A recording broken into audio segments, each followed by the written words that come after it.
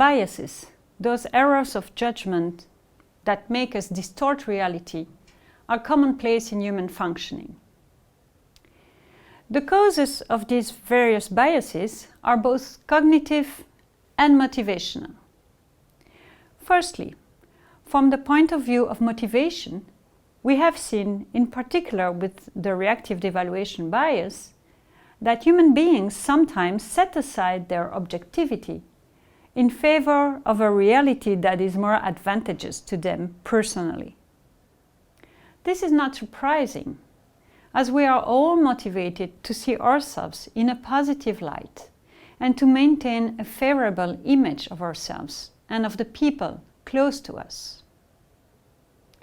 It is this type of motivation that leads people, for example, to believe that the successes they achieve are the result of their own efforts and competence, while at the same time attributing the cause of their failures to bad luck or unfavorable circumstances. Such a clearly oriented interpretation of successes and failures is obviously only applicable in evaluations of the self. When we observe others' success and failure, we would tend to draw the opposite conclusion. Their failures are the result of their incompetence or lack of effort, while their successes are easily explained by the favorable situations in which they were placed. In addition to motivation, errors in judgment also have a more cognitive basis. Judgment biases partly reflect the inability of human beings to process thoroughly all the information present in their environment. If they had to process everything, individuals would be in constant cognitive overload and would no longer be able to function properly, exhausted by the constant flow of information. Faced with these cognitive limitations, individuals have adapted and become what some have called cognitive misers. The cognitive miser is a person who seeks to protect his or her cognitive resources and to do so uses judgmental heuristics. Judgmental heuristics are reasoning shortcuts that allow us to process a large amount of information at great speed and minimal costs.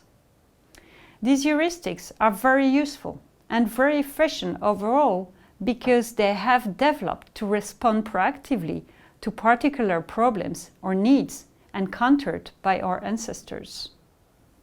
However, because heuristics are shortcuts and frequently rely on generalizations, they also lead to errors and behaviors that are inappropriate to particular contexts. This is what we call errors and biases in judgment. Since errors of judgment have two bases, one motivational, the other cognitive, two conditions will have to be met for negotiators to counter them. First, negotiators will need to be motivated to overcome their biases. In particular, it will be necessary to increase their epistemic motivations, the desire to develop a correct and accurate perception of the world around them. In negotiation, people's epistemic motivation will be particularly important when discussing issues that involve very important personal consequences.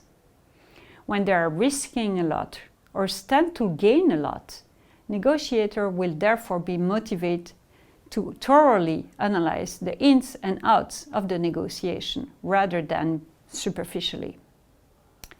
The second condition for negotiators to overcome their errors of judgment is to have sufficient cognitive resources at their disposal.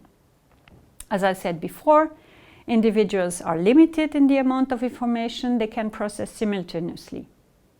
The more information there is, the fewer cognitive resources they have at their disposal, the more judgmental heuristics they use, and the more likely they are to make mistakes. Negotiations are particularly prone to errors of judgment. Indeed, they are very complex interactions in which the amount of information to be processed is generally quite large. This information overload limits the cognitive resources available to individuals, which leads them to make greater use of judgmental heuristics. This is one reason why time is often considered an ally in negotiation.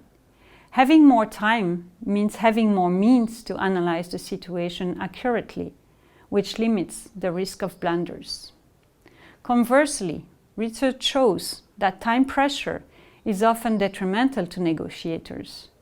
Time pressure increases the use of judgmental heuristics, which in turn reduces the quality of the negotiated agreements.